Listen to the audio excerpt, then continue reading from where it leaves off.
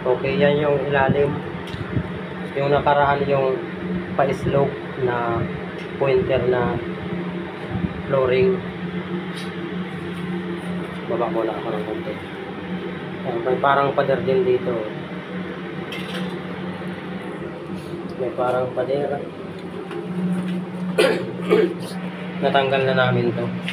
Tapos medyo makapal pa yung yung flooring na pointer. Kung makapal pa pala siya, hindi pa naabot.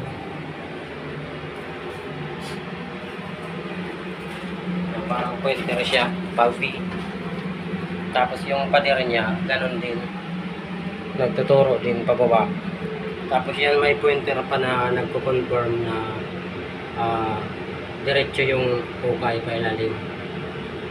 Hindi siya sa pader. Kasi sinalubong siya ng pointer.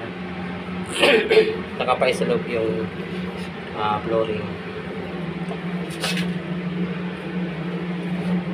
Ang ganda sa ilalim mo.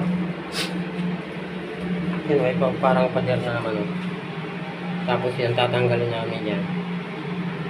Pagkatanggal nito, parang flat din sa ibabaw yung ganyan na. Natanggal siya.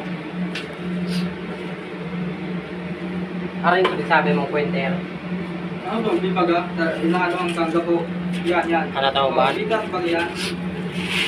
Tapos pala, ito pala, pa-V. Yan o, V-shape. V. Code 5 under.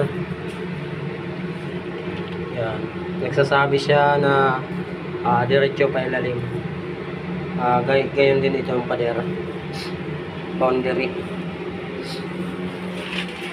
Okay, ganda. Ganda ng ilalim. Yan, malaki-laki pa yung babaklasin namin. Oh. Ang titigas ng mga batong yan. Tatanggalin namin yan. Oh. Ito babawasan namin yan. Yan. Okay.